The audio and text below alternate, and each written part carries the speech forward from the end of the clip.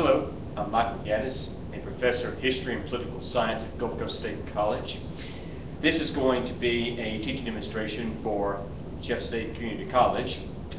And today we're going to spend about 10-15 minutes talking about bureaucracy and the transformation of a very simplistic bureaucracy in the early days of the U.S. Republic up to the modern era. The inner workings of our government. And as you can see here, I've already assigned the textbook reading, which the students will be expected to complete before entering into the classroom. With all of my PowerPoint lectures, Camtasia, or any research I conduct inside a classroom, one of my primary pedagogy methods is to incorporate student learning outcomes into all of my assignments. In this case, we're going to be looking at public policy issues, identifying key players in the economy, looking at domestic policies, foreign affairs, and policy domains. Bureaucracy is a term that many people are familiar with, but very few people can truly define it. If you look into Webster's dictionary, you'll often find that bureaucracy stated as an agency of many bureaus, or an organization or administrative bureau system. And then you get into the derogatory language with bureaucracy, such things as red tape. The purpose of this particular lecture is that we're going to see the evolution of how the United States, that started as a very small republic, where government, bureaucracy if you will, had very few responsibilities. We're going to see the events which transformed those responsibilities into the modern day state that we have now. So we're going to start at the beginning of the republic and work our way forward.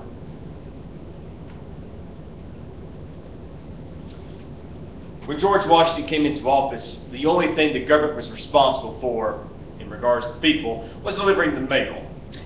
We did not have departments of education, we didn't have agencies such as the FBI, the CIA, or Homeland Security, nor did we have research and development, or even such things as the Food and Drug Act. Licensing was very sporadic, very limited in regards to commerce and business. By the time Thomas Jefferson comes into power in the year 1800, he states of government responsibility, government bureaucracy, with the phrase Republican simplicity. What this means is the government that governs the best governs the least. And that is going to be the standard of our government agencies in the early years of the Republic. We didn't build roads, we didn't build infrastructure, government never invested anything. People did not expect anything from government. Now that kind of policy would be effective because it keeps government local and keeps federal government at bay. But the War of 1812, one of the most important conflicts in respect to the bureaucracy, is going to expose the weakness of Republican simplicity. During the War of 1812, we are going to be grossly unprepared for this. Our military is unprepared, our infrastructure is unprepared, and when we do get invaded by the British in the regions of the Chesapeake, and Louisiana, upstate New York, and even Michigan, we will be unable to combat these areas, at least initially. We can raise an army, we can draft an army, but we don't have roads. We don't have the ability to get from point A to point B. Weaponry is in limited supply. Prepared officers are in short supply. This war, this conflict, will end with the disengagement of the British, focusing then more on Napoleon than on James Madison. But this war taught us a very valuable lesson. We, as a republic, cannot remain so isolated, and we cannot remain so internally fractured. At this point in time, in the early 1800s, people tended to think of themselves as their states first, rather than the nation. Henry Clay will concoct continentalism as a way to combat Republican simplicity. Continentalism refers to the building of infrastructure, roads, dams, canals. We are going to meet the challenges of the topography and geography within the United States. Such things can include crossing the Appalachian Mountains, not in 6 weeks, but in a matter of days. Or making use of the Erie Canal, which connects Lake Erie all the way into the Hudson River. The Erie Canal in particular would be the project of New York. Ideas like this help to bring the nation together, foster its understanding of unity, and of course sincerely improve its economy. With the case of the Erie Canal, moving crops, farms from such places as Indiana and Ohio, all the way to New York, and then out to Manhattan, and then off to the seas in Europe. This could be accomplished in days, not weeks or months. So continentalism becomes a tremendous growth of government growth, if you will, for the times that we once had. But the bureaucracy is going to undergo a significant transformation with the election of President Andrew Jackson. For it will be Jackson that will see bureaucracy as a method of increasing political parties and political prestige. With Andrew Jackson's new Democratic Party, together with the work of Martin Van Buren of New York, these two individuals will concoct what is known as the spoils system. You get your position of power based upon patronage, based upon who you know. You work hard for the party, you will be rewarded for a position of power within government. And that's going to be the standard for the next several decades. And that is also going to move down even to the state and local level as well. Corruption becomes quite prominent within the bureaucracy on all levels. In the case of Jackson, he would put men into positions of power based off his loyalty or their loyalty to him. It doesn't matter if they could do the job, if they could read, if they write, they could be completely illiterate. And there are going to be numerous examples that we can look to the foolishness of such a spoils system. The first is the Indian Removal Act, a large reduction of Native American tribes from the southeast, Alabama, South Carolina, Georgia, and Florida, and shipped them to the reservations in Oklahoma, the present-day state of Oklahoma. Now, to accomplish this goal, the bureaucracy, the government, if you will, is going to need such things as food, medicine, transportation, and other means to accomplish this goal. In the case of food, the tribes became hungry. The food never arrived. The medicine never arrived. The mortality rate on this transformation entered anywhere from 25 to 35%. It's unusually high. And one of the ways it's explained in this weakness of the bureaucracy, maybe clerks couldn't read or write. Maybe clerks didn't like Native Americans. Or maybe bureaucrats decided that they could make more money by selling the goods on the open market. This becomes, this corruption of bureaucracy, one of the key understandings of first-tier nations and third-world nations. If we were to take the nation-state of Taiwan, quite small, quite remote, but identified as first-tier along with Japan, not because of their numerous natural resources, but because of their efficient bureaucracy. So you can have all the natural resources, but if you have corruption, and if you have weakness in the bureaucracy, and if you have a government that is rife with incompetence, this is going to deteriorate its power and its ability to accomplish goals. The Americans, many Americans, will not look to the Indian Removal Act as a flaw in the spoils system, but the next event will. The Civil War forever changes the bureaucracy in the following manner. More than 600,000 Americans would die in the Civil War, and a sizable amount of those that died can be directly linked to a weakness and an incompetence within the bureaucracy. The Civil War is often identified as the age of shoddy.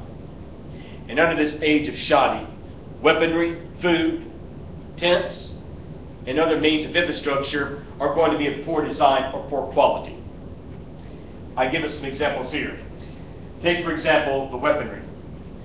When Abraham Lincoln calls for 75,000 volunteers, naturally he's going to want to build up arms manufacturing within the United States.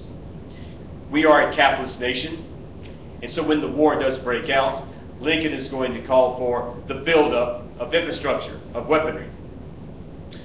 So the War Department would send clerks, bureaucratic clerks, to meet with private companies, arms manufacturers, to build up weaponry.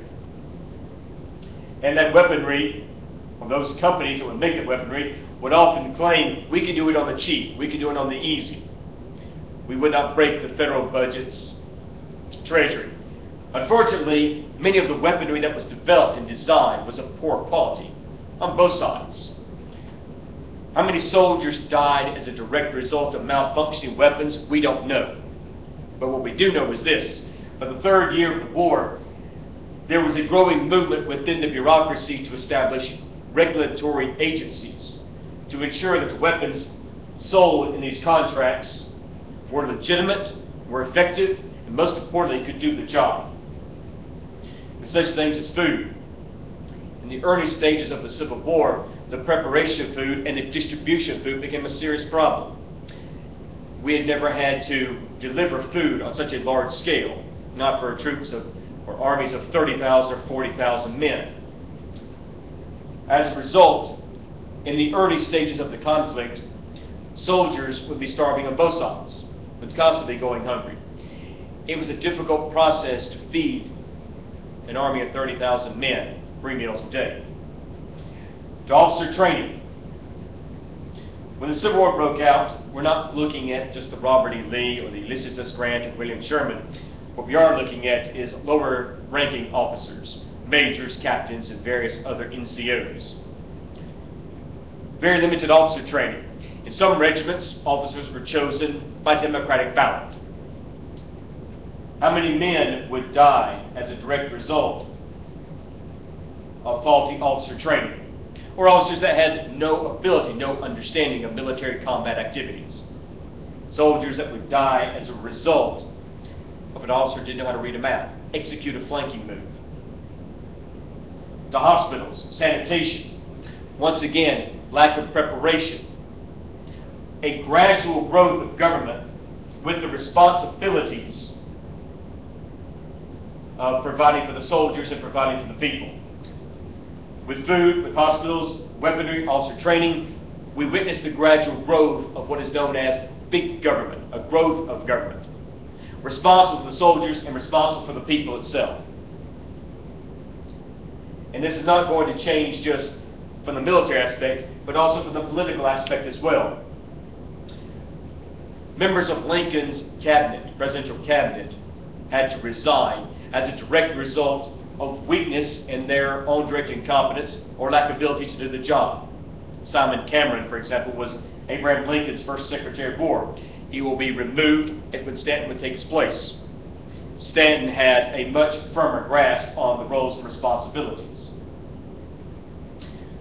The spoil system is going to start to fade after the Civil War.